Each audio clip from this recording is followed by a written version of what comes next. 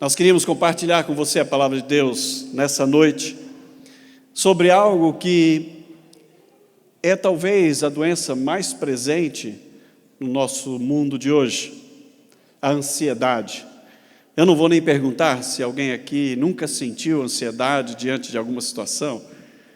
É algo que vem, que acontece, que está aí presente na vida de todo mundo, na vida de cada um de nós. E como lidar com isso? Como nós podemos superar a ansiedade quando ela bate à nossa porta, a porta da nossa alma, do nosso coração, da nossa vida. E para isso eu gostaria de ler um texto da palavra de Deus, do Evangelho de Jesus, no Evangelho de Mateus, palavras de Jesus, que fazem parte do sermão mais longo que Jesus pregou, que foi o Sermão da Montanha, e está inserido nesse contexto dessa palavra do Senhor Jesus. Está no livro de Mateus, no capítulo 6. Eu queria que você pudesse acompanhar, nós vamos ler a palavra de Deus. Ele diz assim o texto: por isso eu vos digo, não andeis ansiosos pela vossa vida, quanto ao que haveis de comer, de beber e de vestir, nem pelo vosso corpo, quanto ao que haveis de vestir, melhor dizendo. Não é a vida mais do que o alimento, e o corpo mais do que as vestes? Você pode ler comigo? Observai as aves do céu, não semeiam, não colhem, nem ajuntam em celeiros, contudo o vosso Pai Celeste as sustenta. Porventura não valeis vós muito mais do que as aves? Qual de vós, por ansioso que esteja, pode acrescentar um côvado ao curso da sua vida? E por que andais ansiosos quanto ao vestuário? Considerai como crescem os lírios do campo. Eles não trabalham e nem fiam. Eu, contudo, vos afirmo que nem Salomão, em toda a sua glória, se vestiu como qualquer deles. Ora, se Deus veste assim a erva do campo, que hoje existe e amanhã é lançada no forno, quanto mais a vós outros homens de pequena fé? Portanto, não vos inquieteis dizendo, que comeremos, que beberemos, ou com que nos vestiremos? Porque os gentios é que procuram todas estas coisas, pois vosso Pai Celeste sabe que necessitais de todas elas. Buscai, pois, em primeiro lugar o seu reino e a sua justiça, e todas estas coisas vos serão acrescentadas. Portanto, não vos inquieteis com o dia de amanhã, pois o dia trará os seus cuidados. Basta ao dia o seu próprio mal. Eu tenho convivido nesses últimos meses, particularmente, com um homem muito querido, a quem Deus nos deu o privilégio e a oportunidade de apresentar-lhe o Evangelho, e ele ter uma experiência transformadora através da salvação em Cristo, e convivendo com ele semanalmente, estando com ele orando, lendo a palavra com ele, ajudando a crescer na fé, e isso nos tem feito crescer na fé juntos. Ele identificou-nos uma dificuldade de um problema cardíaco que ele tem, e nesses papos, nessas conversas, eu mais interessado em conhecer a alma deste indivíduo, mais interessado em penetrar o mundo desse cara, eu orava e pedia a Deus que nos ajudasse a tratar com ele, a lidar com ele de algo que nós percebíamos ser, eu diria, o maior problema dele, maior que o próprio problema que ele apresentava cardíaco, que era o problema da sua ansiedade. Ao ponto de, em determinados assuntos que nós lidávamos, ele simplesmente sair ali daquele ponto do eixo. Ao ver determinada pessoa, aquilo tirar completamente de um estado de serenidade, de tranquilidade, no ambiente que nós conversávamos. E então orávamos a Deus para que Deus lidasse com esta sua ansiedade. Semana eu estive num médico fazendo exames de rotina, e este médico também conhece este cara, e não sabíamos, e ele não tem a menor ideia, ele não é ainda crente no Senhor Jesus, ele não tinha a menor ideia do que eu estava conhecendo, estava convivendo e estava partilhando da caminhada com este outro amigo, e ele me disse: a pessoa assim, que é amigo dele também, ele está muito diferente nesses últimos tempos. Ele é médico. E ele disse: eu notei não só uma mudança na postura, no comportamento dele, mas na saúde dele. Todo aquele problema que ele tem e que ele luta com isso há algum tempo, clinicamente, tomou uma outra direção. E eu não sei o que está acontecendo com ele. Eu disse: eu sei o que está acontecendo com ele. Ele conheceu alguém que é médico por excelência e que mais do que você como médico ou eu como pastor conhece, que é a alma humana, que penetra as nossas entranhas, que nos conhece não só por fora, aquilo que exteriorizamos, mas conhece por dentro. Jesus Cristo. E ele teve uma experiência, e contei um pouco da experiência, e ele disse: eu percebi que estava acontecendo alguma coisa na experiência de vida desse nosso irmão. A ansiedade certamente é um dos grandes males dos nossos dias, que tem afligido milhões e milhões de pessoas ao redor do mundo, que está presente na vida de todos nós. A questão é como lidarmos com ela, como superarmos quando ela bate à nossa porta, quando ela chega-se a nós.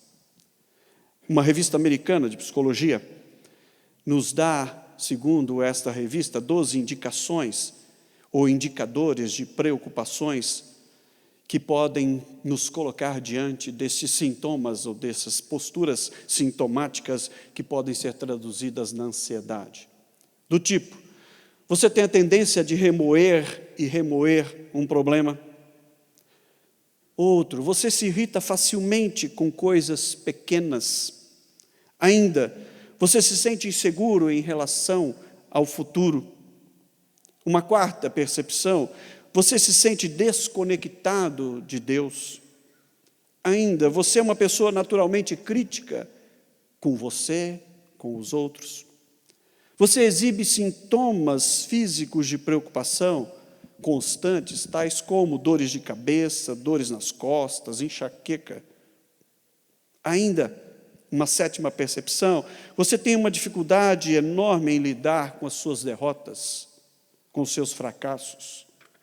Ainda, você se sente esgotado com uma relativa frequência. Nono, você se frustra quando não tem o controle das coisas nas suas mãos. Isso é terrível. Nós somos quase que treinados para ter as coisas sob o nosso controle, e quando elas vão escapando, nos mínimos detalhes, nós muitas vezes somos tomados pela ansiedade. Você é extremamente sensível a respeito do uso do seu tempo. Você está constantemente no meio da noite se lembrando de eventos passados ou preocupado com os eventos futuros. E, finalmente, ela relaciona: você se mantém fortemente na defensiva quando você é confrontado. Eu diria que a ansiedade é como o pavor da nossa alma, que vai estancando as nossas energias, as nossas forças, o nosso prazer de viver, a nossa perspectiva de sonharmos com realizações, vai fomentando a irritabilidade da nossa alma, vai estimulando a angústia dentro de nós, vai gerando muitas vezes inúmeras doenças psicossomáticas, como mencionamos, ou como foi mencionado nessa revista de ciência, como dores de cabeça permanente, como dores musculares, cansaço excessivo. Às vezes o nosso sono é perturbado, você não consegue dormir direito, você acorda com frequência, lembrando-se dos problemas. São transtornos, muitas vezes, que nos atingem na nossa necessidade básica de alimentação, de nos alimentarmos bem, de comermos bem. Tudo isso são transtornos que são desenhados nessa perspectiva desta enfermidade. De repente você pode se achar alguém livre, alguém que tem o controle das situações, mas se torna prisioneiro de si mesmo, das suas ideias, de conteúdos muitas vezes negativos que te empurram para baixo, que te oprimem. Muitas vezes você ocupa uma posição de liderança no seu trabalho, tem muitas pessoas sob a sua responsabilidade, tem sobre elas o controle, governa sobre elas, mas você não dá conta de governar a sua própria vida, as suas ideias, a sua mente, o seu coração. Jesus, eu diria, num dos mais brilhantes diálogos com a nossa existência, ele descreve aos seus discípulos nesse sermão, dizendo: não andeis ansiosos de coisa alguma, quanto ao que haveis de comer, de beber, de vestir. Não se preocupem com isso. Vejam as aves do céu, elas não ajuntam em celeiros, no entanto eu as alimento. Olhem os lírios do campo, as flores do campo. Ninguém, por mais que possa se vestir bem, consegue se vestir com a formosura natural destas plantas, que existem durante tão pouco tempo, e logo murcham, secam, são lançadas ao fogo, ou são absorvidas pela própria terra, né? Ele diz: não valeis vós muito mais do que as aves dos céus? Não haveria eu de cuidar muito mais de vocês do que cuido da própria natureza? Busquem em primeiro lugar o meu reino e a minha justiça, e todas estas coisas vos serão acrescentadas. E eu gostaria de refletir nessas palavras do Senhor Jesus, na perspectiva do texto, sobre como eu e você podemos lidar, podemos vencer, superar a nossa ansiedade, que se apresenta dia a dia, dependendo das circunstâncias, dos momentos e das ocasiões da nossa existência. E a primeira observação que eu gostaria de fazer é que é preciso nós entendermos o que verdadeiramente é básico para a nossa vida. Muitas vezes nós construímos estruturas tais, existenciais, sociais, materiais, que depois nós mesmos não damos conta dela. É preciso entender aquilo que realmente é básico. Por isso eu vos digo, disse Jesus, não andeis ansiosos pela vossa vida quanto ao que haveis de comer e de beber, nem pelo vosso corpo quanto ao que haveis de vestir. Não é a vida mais importante do que o alimento e o corpo mais importante do que as roupas? O que Jesus está dizendo é que a sua vida vale muito mais do que qualquer outra coisa. Chega num acidente, na hora de uma tragédia, ninguém quer saber a calça que você usa, a camisa de grife que você está, o relógio caro que você expõe. Chega no momento de uma tragédia, de um acidente de qualquer natureza, catastrófico talvez, terrível, que importa? O tamanho da sua conta, o tamanho do seu patrimônio, quando você está ali em pedaços, ou talvez nem em pedaços. O que é importante mais do que a própria vida, mais do que a sua própria vida. Mas a verdade é que acontece conosco, e só tem ansiedade quem está vivo. Se você disser para mim: não, eu nunca sou ansioso, bota a mão que você deve estar gelado e não sabe. Só quem está vivo pode passar por isso. Mas nunca se esqueça, coisas são sempre coisas, nada mais do que isso. Jesus está dizendo que há uma ansiedade natural. Há uma ansiedade natural. Mas eu gosto quando ele claramente nos diz: não andeis ansiosos. Eu e você podemos experimentar a ansiedade, mas não precisa andar com ela. Não precisa trazê-la a reboque no seu dia, tomar espaço no seu coração, ocupar a sua mente, transtornar a sua agenda. O que ele está dizendo é: não ande ansioso de coisa alguma, porque o básico é o existir. Tem um grande amigo, colega, pastor, reverendo Jeremias, que diz assim: você começa o dia lendo o jornal, em vez de você ler as notícias, as manchetes, vai lá no necrológico. Se o seu nome não estiver lá, comece agradecendo a Deus, porque você está vivo. É por aí. O que é mais importante do que a vida? O que é mais importante do que a vida? Jesus nos ensina a abrir mão de coisas e estarmos agradecidos pela vida. porque a vida é muito mais do que coisas. Mas o texto também nos permite dizer que é preciso entender o que tem valor para Deus.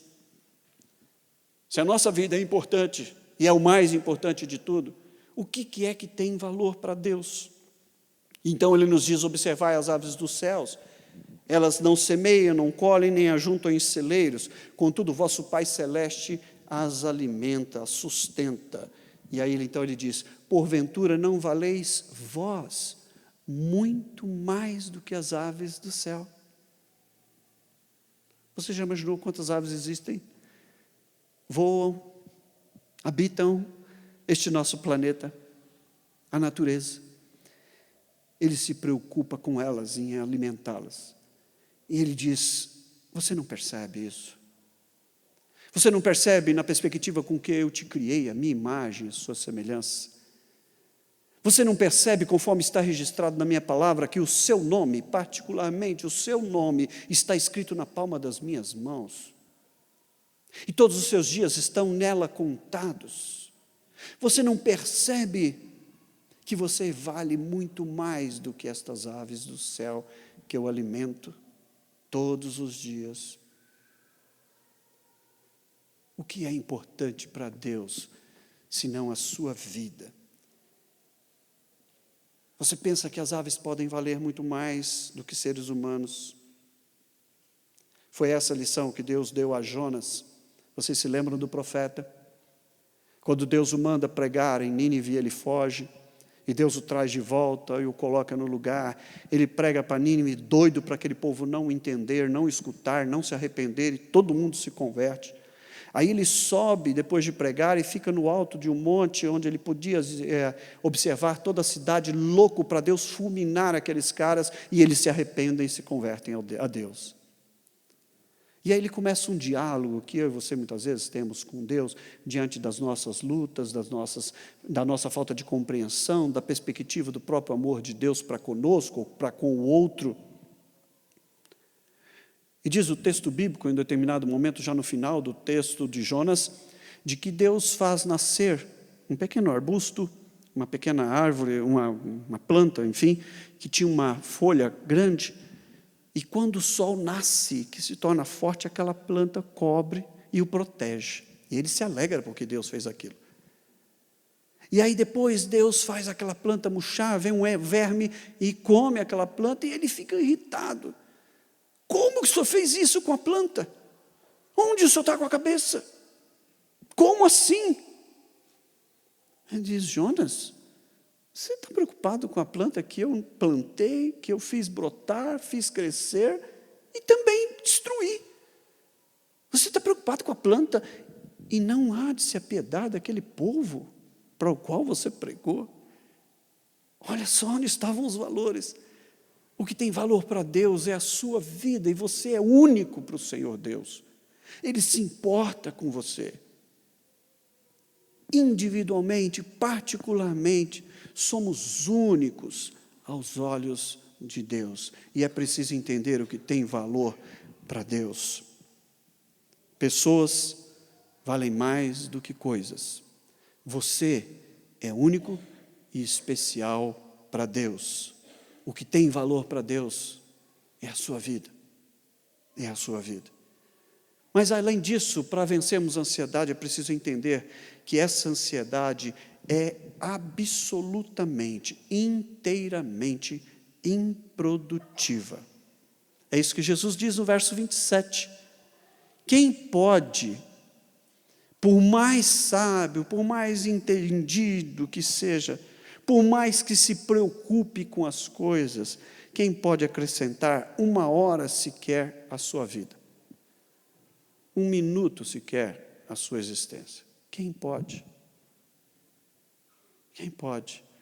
Hoje nós lembrávamos no almoço em família de um amigo comum, médico, que há umas 3 semanas atrás acordou segunda de manhã no meio de uma crise, coração lá, um AVC, e que esteve no limite ali entre a vida e a morte.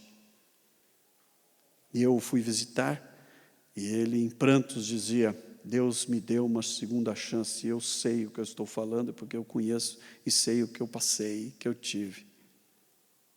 O que eu tive. O que é verdadeiramente importante?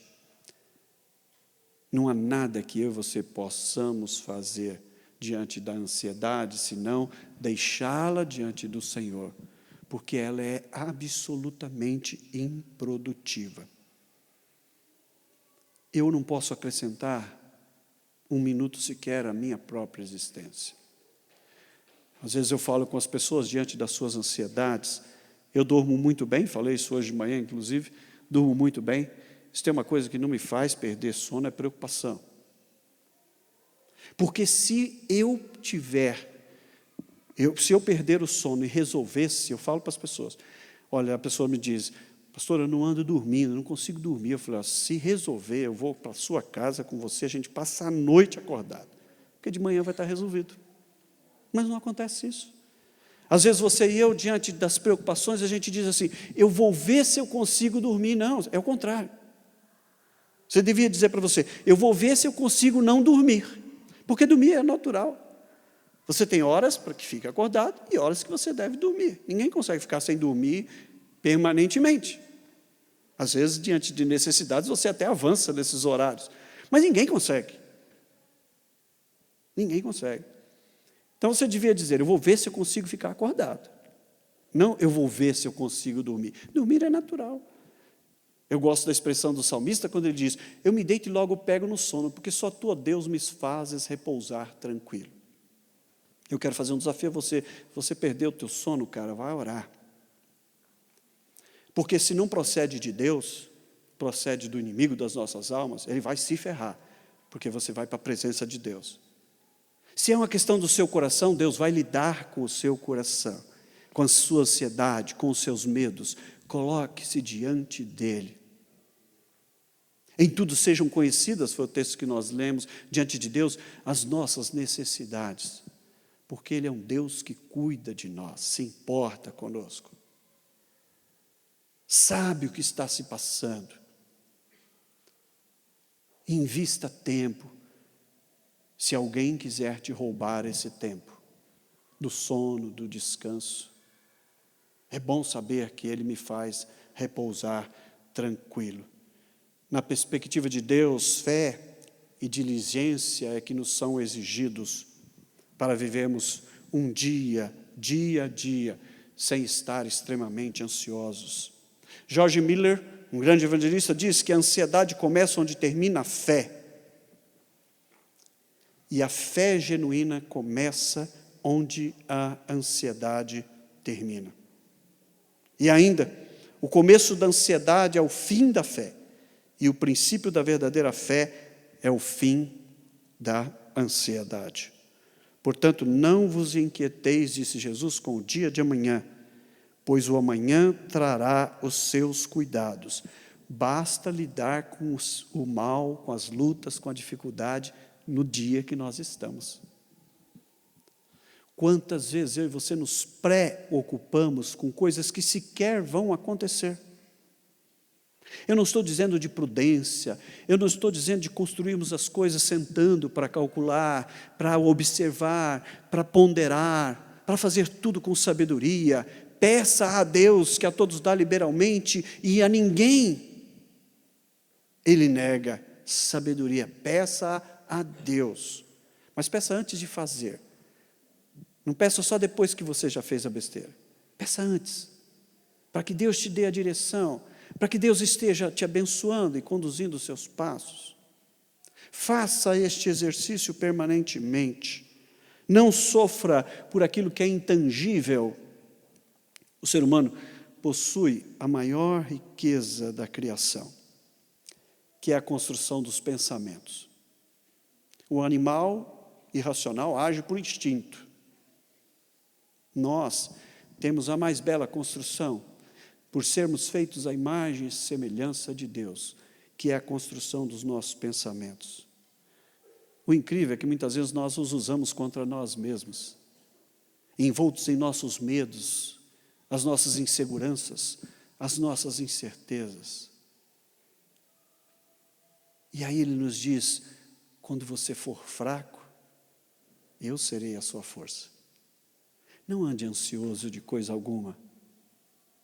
Não ande ansioso, porque assim como eu cuido das aves dos céus, eu visto os lírios do campo, eu cuido de vocês, porque a vida de cada um de vocês me é preciosa, única, singular. O problema não aconteceu ainda e eu e você já estamos angustiados com ele. Nós giramos muitas vezes em torno do problema. Não sei se já aconteceu comigo, com você, o que já aconteceu comigo. Os problemas vão se avolumando, e aí quando você chega no último, você começa a pensar no primeiro de novo. Eu tinha um professor de psicologia que dizia, faça uma Sabesp-terapia. Ele dizia, vá para o banheiro, sente-se lá no trono e comece a escrever todos os seus problemas no papel. Enumere-os todos. Antes de sair, você pica bem picadinho, joga no vaso e dá descarga. Talvez não seja tão simples assim. Mas apresente-os diante de Deus. Enumere-os diante de Deus. Muitas vezes fiz isso diante dessas noites em que eu tentava roubar o meu sossego, a minha paz. Onde o meu inimigo e o seu inimigo tentavam me roubar a minha paz e o meu sossego e o meu descanso. Então eu investia tempo na presença de Deus para fazer conhecido diante dele as minhas necessidades. Às vezes, diz Greg Kroschel, um brilhante escritor, num livro chamado Confissões de um Pastor, às vezes eu me preocupo com aquilo que eu posso mudar. Preste atenção nisso. E isso, nesse caso, é a minha responsabilidade fazer o melhor a respeito disso. O meu fardo mais pesado, diz ele, no entanto, é descobrir como parar de me preocupar com as coisas que eu não posso mudar.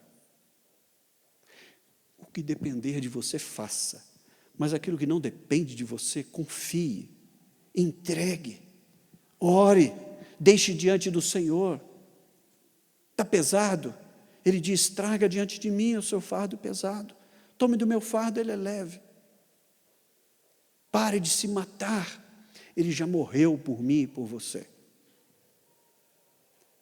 As minhas e as suas dores já foram pregadas na cruz do Calvário.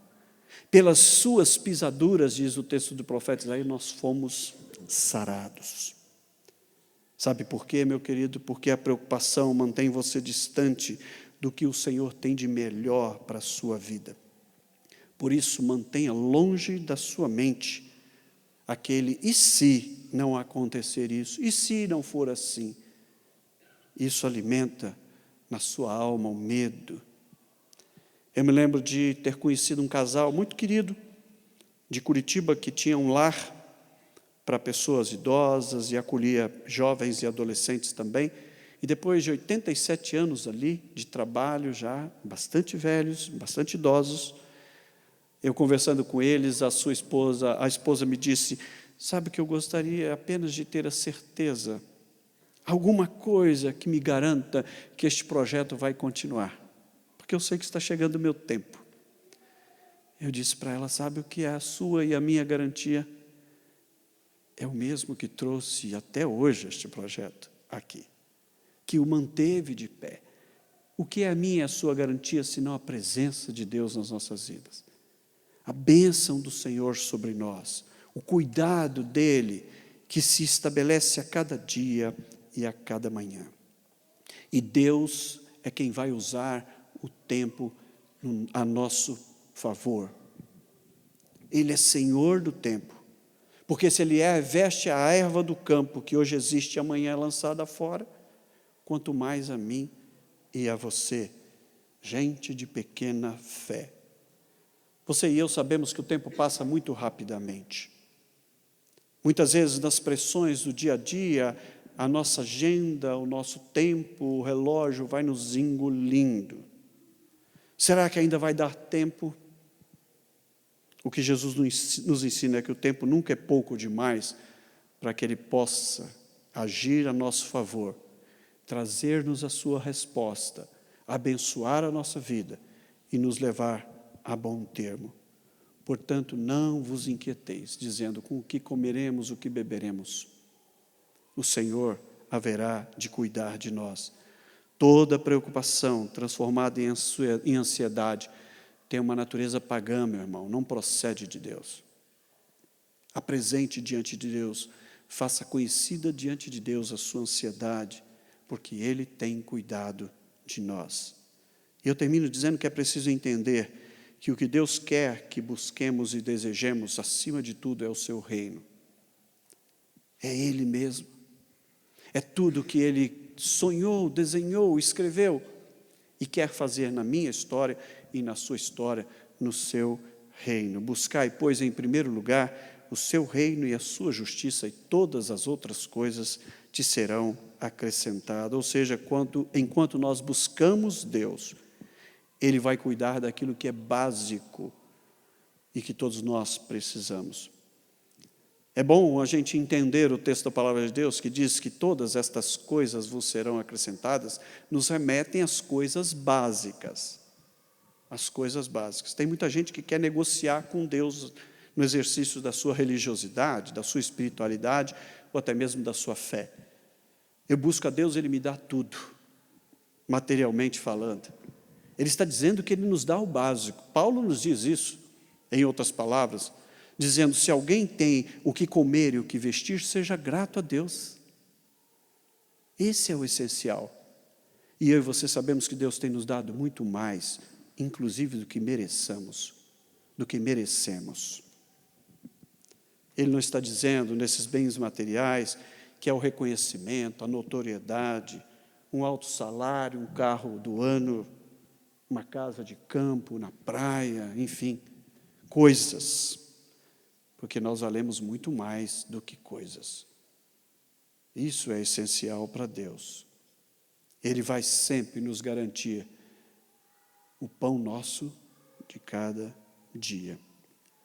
Eu queria dizer a você, não continue agarrado aos seus problemas. Recuse-se calcular, duvidar, resolver sozinho, preocupar-se. Coloque nas mãos do Senhor. Faça o que você tem que fazer. Preocupe-se com o que é a sua parte realizar. E deixe Deus lidar com a sua ansiedade. Não ande com ela. Diga a Ele como o Senhor é capaz e também está disposto, se importa comigo. Eu peço que o Senhor tire das minhas mãos aquilo que não me compete. Stephen Covey, num livro chamado As Primeiras Coisas Primeiro, eu gosto desse tema, diz que a vida é feita de escolhas que eu e você temos que fazer permanentemente. Todos os dias. Nós tomamos decisões que afetam as nossas vidas, a vida das pessoas ao nosso redor. Por isso ele diz, estabeleça as prioridades corretas na sua vida.